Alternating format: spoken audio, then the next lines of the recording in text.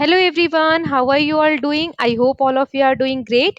So in this video we will do chapter number 6 Birbal ki Khichdi. This chapter is from Veena Hindi textbook of class 3 New NCERT.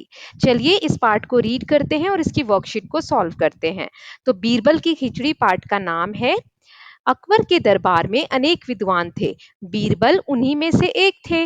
वे अपनी चतुराई के लिए बड़े प्रसिद्ध थे। अपनी चतुराई से वे बादशाह को भी हरा देते थे।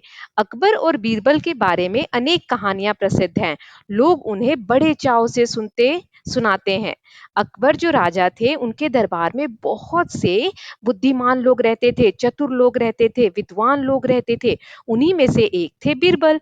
बीरबल बहुत ही स्मार्ट थे, बहुत ही चतुर थे। कभी-कभी तो वो अपनी स्मार्टनेस से राजा को भी हरा देते थे। और इन दोनों की यानी अकबर और बीरबल की बहुत सी कहानियां बहुत फेमस है जो लोग सुनते भी हैं और सुनाते भी हैं। तो एक बार की बात है, अकबर किसी गांव से होकर जा रहे थे। सर्दी के दिन थे। गांव के लोग आग जलाकर उसके चारों ओर बैठे बातें कर रहे थे। जब बादशाह अपने साथियों के साथ वहां पहुंचे तो एक व्यक्ति ने कहा, मतलब राजा एक दिन क्या हुआ, घूमने गए तो वहां पे लोग ठंडी में क्या कर रहे थे, आग जलाकर सभी सेक रहे थे और बातें कर रहे थे। तो उसमें से एक व्यक्ति कह रहा था कि मैं यमुना के पानी में रात भर खड़ा रह सकता हूँ। अकबर को इस बात पर विश्वास नहीं हुआ। उन्होंने उस व्यक्ति से कहा, यदि तुम सारी रात पानी में खड़े रहे तो मैं तुम्हें थैली भरकर मोहरे इनाम में दूंगा। वह मान गया। अगली रात वह व्यक्ति यमुना के ठंडे जल में पूरी रात खड़ा रहा। प्रातः वह बादशाह के दरबार में आया। रात को वह यमुना में खड़ा हुआ और सुबह दरबार में गया।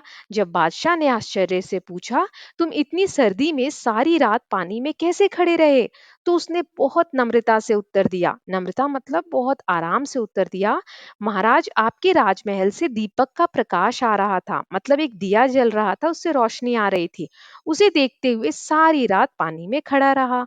तो इस पर बादशाह ने कहा, तो तुम मेरे दीपक की गर्मी के कारण ही सर्दी से बच सके, तुम्हें कोई इनाम नहीं दिया जाएगा। राजा ने क्या कहा, इसका मतलब जो रात को दिया तुम देख रहे थे उसी से गर्मी आ रही होगी, इसीलिए तुम्हें सर्दी नहीं लगी, तो तुम्हें कोई इनाम नहीं मिलेगा। वह बहुत दुखी हुआ और उदास होकर चला गया। दुखी क्यों हुआ? क्योंकि रात भर पानी में खड़ा था फिर भी इनाम नहीं मिला।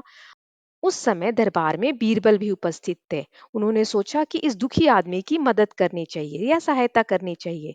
फिर क्या, दूसरे दिन बीरबल दरबार में नहीं आए। अकबर को चिंता हुई कि कहीं बीरबल बीमार तो नहीं पड़ गए हैं। तो उन्होंने बीरबल को बुलावा भेजा। बीरबल ने कहलवाया कि मैं खिचड़ी पका रहा हूँ, पक जाने पर दरबार में उपस्थित हो जाऊंगा। तो बीरबल ने क्या कहा, आप लोग जाओ, मैं खिचड़ी बना रहा हूँ, जैसा आप यहाँ इमेज में देख सकते हैं। और बोला जैसे ही खिचड़ी पक जाएगी मैं दरबार में उपस्थित हो जाऊंगा। अगले दिन बीरबल को फिर दरबार में ना देखकर बादशाह ने कुछ सोचा। फिर वे बोले, चलो स्वयं ही चलकर देखते हैं कि बीरबल कैसे खिचड़ी पका रहे हैं। जब बादशाह बीरबल के पास वहां पहुंचे तो उन्होंने देखा कि एक बहुत लंबे बांस के ऊपरी सिरे पर एक हांडी लटकी हुई है। हांडी से बहुत नीचे भूमि पर बहुत थोड़ी सी आग जल रही है। बादशाह ने हैरानी से पूछा, बीरबल यह खिचड़ी कैसे पक सकती है? हांडी तो आग से बहुत दूर है। मतलब आग इतनी नीचे है और हांडी इतनी ऊपर है, तो ये खिचड़ी कैसे पकेगी?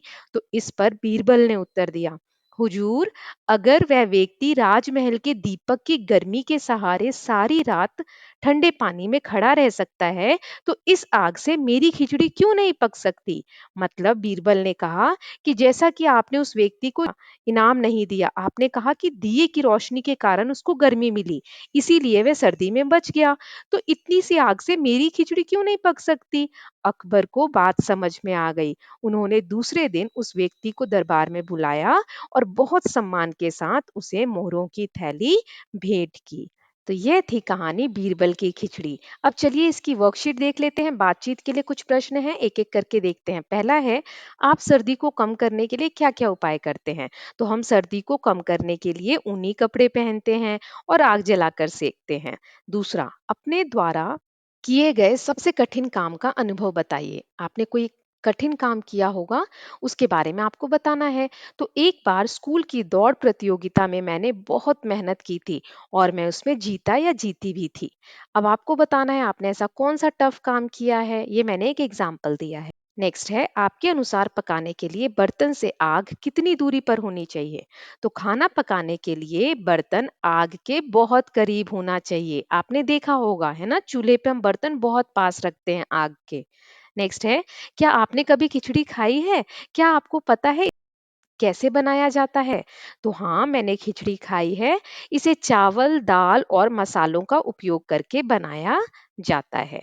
अगला देख लेते हैं, सोचिए और लिखिए। फिर से कुछ प्रश्न है। पहला है, बीरबल किस लिए प्रसिद्ध थे? वह अपनी चतुराई के लिए बड़े प्रसिद्ध थे।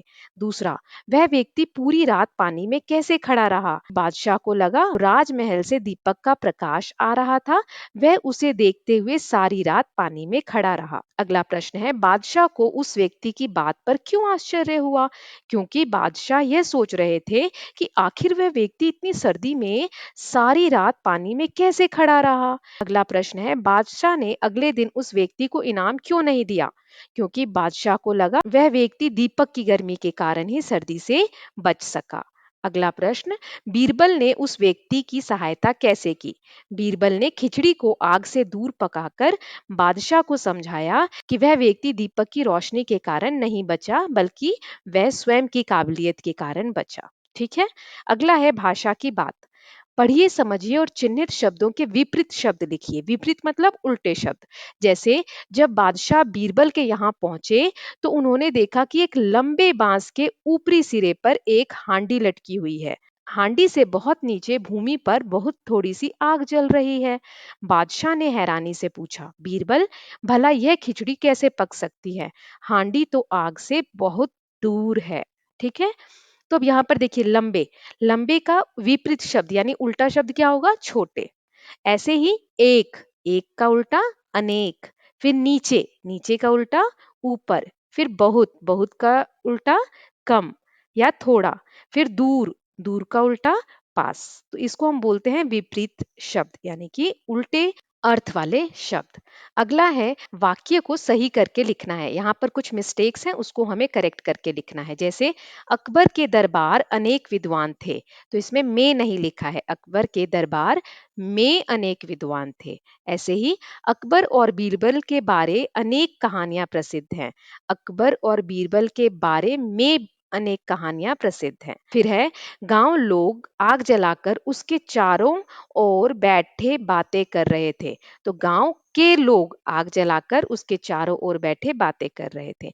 उन्होंने सोचा इस दुखी व्यक्ति सहायता करनी चाहिए। उन्होंने सोचा इस दुखी व्यक्ति की सहायता करनी चाहिए। फिर है, बीरबल कहलवाया कि मैं खिचड़ी पका रहा हूँ, पक जाने पर दरबार में उपस्थित हो जाऊंगा। तो बीरबल ने कहलवाया, बीरबल ने आएगा यहाँ पर, कि मैं खिचड़ी पका रहा हूँ, पक जाने पर मैं दरबार में उपस्थित हो जाऊंगा। अब यहाँ पर वर्ग पहेली में खाने की वस्तु को ढूंढकर उस पर हमें घेरा लगाना है। जैसे यहाँ एक दिया हुआ है वड़ा, ऐसे ही बाकी ढूंढते हैं। डोसा आपने खाया होगा, इडली, छाछ, सांभर, छोले, राजमा चावल, दाल बाटी, कढ़ी, चूरमा। ठीक है। तो ये इतने सारे मैंने ढूंढे। आपको अगर और भी कोई शब्द दिखे तो आप ढूंढकर सर्कल कर सकते हैं। नेक्स्ट है कहानी की बात। यहाँ वाक्य दिए हुए हैं, हमें बताना है किसने कहा और किससे कहा।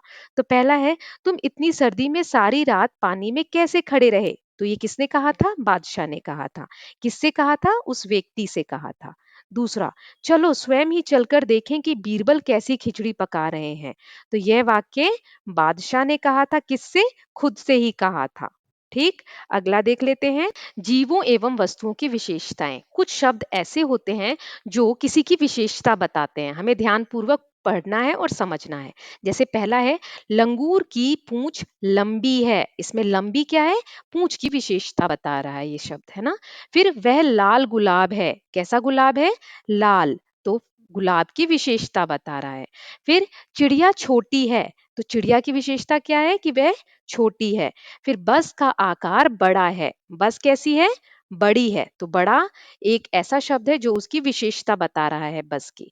अब ऐसे ही ऊपर दिए गए वाक्यों को आपने भली प्रकार समझ लिया है। अब दिए गए वाक्यों में विशेषता बताने वाले शब्द भरिए। हमें कुछ शब्द दिए हुए हैं, कौन सा सही किस जगह पर आएगा हमें भरना है। जैसे पहला है, पीहू एक डैश लड़की है, तो साहसी लड़की है। कैसी है? साहसी। ये एक विशेषता बताता है शब्द। फिर गौरव अपने साथियों में सबसे लंबा है। लंबा एक विशेषता वाला शब्द है। पेड़ की पत्तियां हरी है। हरी भी एक विशेषता बताता है। अदम्य एक अच्छा लड़का है। अच्छा भी एक विशेषता बताने वाला शब्द है। आम बहुत मीठा है, तो आम कैसा है? मीठा है। तो ये भी विशेषता बताने वाला शब्द है। तो हमने ये सारे फिल इन द ब्लैंक्स कर लिए। नेक्स्ट है, नीचे लिखे शब्दों में जो सही शब्द है उसमें रंग भरिए। हमें शब्द दिए हुए हैं जो सही है उसमें हमें कलर भरना है। ठीक है, तो पहला है सुबह, फिर है सुबह। तो सुबह में छोटी ऊ की मात्रा आती है, इसीलिए ये सही है और ये गलत है, तो इसमें हम रंग भर देंगे।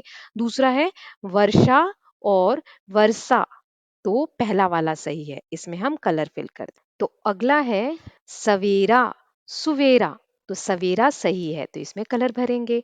अगला है सुझ बूझ, नहीं ये होता है सूझ बूझ, तो ये वाला सही है, इसमें रंग भर देंगे। ठीक है, ऐसे ही आगे दिया हुआ है, आइए कुछ बनाएं। यहाँ पर हमें क्या बनाना सिखाया है आज? चटपटी भेलपूरी। आइए आज एक स्वादिष्ट व्यंजन बनाते हैं जिसका नाम है चटपटी भेलपूरी। इसके लिए आपको जो सामग्री चाहिए उसमें क्या क्या चाहिए? मुरमुरे एक कटोरी, बारीक कटी हुई प्याज एक छोटा सा प्याज, बारीक कटा टमाटर एक छोटा टमाटर, बारीक कटा खीरा छोटा सा टुकड़ा, बारीक कटी हरी मिर्ची आधी, नींबू का रस यानी आधी नींबू का रस, नमक स्वाद के अनुसार, चाट मसाला छोटा आधा चम्मच, अमचूर एक चुटकी और धनिया पत्ती सजावट के लिए। इनको मिलाइए और चटपटी भेलपूरी बांटकर आनंद से खाइए। आप ट्राई करिएगा बनाने का। ओके, नेक्स्ट क्वेश्चन है, पता कीजिए। इस कहानी में यमुना नदी का जिक्र किया गया है ना, यमुना के बारे में बताया गया है। भारत की कुछ और नदियों के बारे में पता कीजिए और उनके नाम लिखिए। तो कुछ मैं एग्जाम्पल देती हूँ, जैसे यमुना, गंगा, यहाँ दो दिए हुए हैं। सोन नदी, गोदावरी नदी, कावेरी नदी, कृष्णा नदी, सतलुज नदी, कोसी नदी, ये कुछ और नदियों के नाम है। वैसे तो बहुत सारी नदियां हैं, लेकिन ये मैंने कुछ उदाहरण दिए हैं। अगला है झटपट कहिए। ये इंग्लिश में जो टंग ट्विस्टर होते हैं वैसे ही है, इन्हें हमें बार बार बोलना है और गलती किए बिना। जैसे चार छाते छाते चार, चारों चक्कर खाए, चार चार के आठ, आठ के चार, चक्कर खाए चारम चार। तो इसको आपको बार बार बोलना है और अपने दोस्तों से भी बुलवाने की कोशिश करना है। अगला देख लेते हैं, यहाँ पर कहा है आइए सुने कहानी। बीरबल की तरह एक और विद्वान थे तेनालीराम। वे भी अपनी चतुराई के लिए बहुत प्रसिद्ध थे। उनके बारे में आपको पता करना है और उनके किस्से पढ़कर कक्षा में अपने साथियों को सुनाना है। तो तेनालीराम की भी ऐसी बहुत सी कहानियां हैं जो आप पढ़ सकते हैं और अपने दोस्तों के साथ शेयर भी कर सकते हैं। इनमें से एक छोटी सी कहानी मैं आपको सुना देती हूँ, बाकी आप अलग अलग कहानियां और भी रीड कर सकते हैं। ओके, सो तेनालीराम किनके दरबार में रहते थे? वे विजयनगर के महाराज कृष्णदेव के दरबार में रहते थे। वे बहुत बुद्धिमान थे। एक बार राजा कृष्णदेव राय को एक सुनहरे रंग का फूल देने वाला पौधा बहुत पसंद आया। उन्होंने उस पौधे को अपने बगीचे में लगा दिया और माली को बुलाकर कहा, तुम्हें इसकी देखभाल करनी है। अगर इसे कुछ भी हुआ तो तुम्हें प्राण दंड मिलेगा। माली पूरी ध्यान से उस पौधे की देखभाल करता था और उसका ख्याल रखता था। राजा ने उस पौधे को ऐसे जगह रखवाया था जहां से वे अपने कमरे से सीधा उसको देख सकते थे। राजा रोज सुबह उठकर उस पौधे को देखते। एक दिन की बात है, राजा उठे तो उन्होंने देखा कि वहां पर पौधा है ही नहीं। यह देखकर राजा को बहुत गुस्सा आया। तब उन्होंने माली को बुलवाया। तब माली ने राजा को बताया कि कल शाम को आकर उसकी बकरी उस पौधे को खा गई। इस बात पर राजा को बहुत गुस्सा आया और उसने माली को प्राण दंड देने का निश्चय किया। यह सुनकर माली की पत्नी को बहुत बुरा लगा। अगले दिन माली की पत्नी बीच चौराहे पर जाकर और बकरी को बहुत मारने लगी। गांव के लोगों ने जाकर महल में शिकायत की क्योंकि विजयनगर राज्य में जानवरों को इतनी बुरी तरीके से मारना अलाउड नहीं था। फिर क्या, राजा ने उसकी पत्नी को बुलवाया और पूछा कि तुमने ऐसा क्यों किया। इस पर माली की पत्नी ने कहा कि यह बकरी मेरे विधवा होने का कारण है और इसकी वजह से मेरे बच्चे अनाथ हो जाएंगे। राजा ने कहा, यह बकरी तुम्हारे इतने सारे दुखों का कारण कैसे हो सकती है। तो फिर माली की पत्नी ने बताया, यही बकरी है जो आपका पौधा खा गई थी। मेरे पति की कोई गलती नहीं है, गलती तो इस बकरी की है, इसको सजा मिलनी चाहिए। लेकिन आपने मेरे पति को दंड दे दिया है, तो यह बकरी ही जिम्मेदार है, इसीलिए मैं इसको मार रही हूँ। अब महाराज को अपनी गलती का एहसास हो गया। उन्होंने पूछा, तुम्हें यह सलाह किसने दी। तो इस पर माली की पत्नी ने कहा कि मैंने तेनालीराम जी को सारी बात बताई थी, उन्होंने ही मुझे यह सुझाव दी। तो इस तरीके से तेनालीराम ने फिर से एक बार अपनी चतुरता का प्रमाण दिया। तो ये एक छोटी सी कहानी थी। इस तरीके से बहुत सी कहानियां प्रसिद्ध हैं, आप वो भी पढ़ सकते हैं। इसके साथ ही हमने पार्ट 6 बीरबल की खिचड़ी कंप्लीट कर लिया है। इसको रीड भी किया और वर्कशीट भी सॉल्व की। बाकी के सभी चैप्टर्स के लिंक्स डिस्क्रिप्शन बॉक्स में है, आप जाकर देख सकते हैं। अदर सब्जेक्ट्स की भी लिंक्स हैं, ओके, सभी आप विजिट कर सकते हैं। I hope you like this video. If you do so please like and share it, and don't forget to subscribe Kalyan TV channel for more such videos. Thank you so much.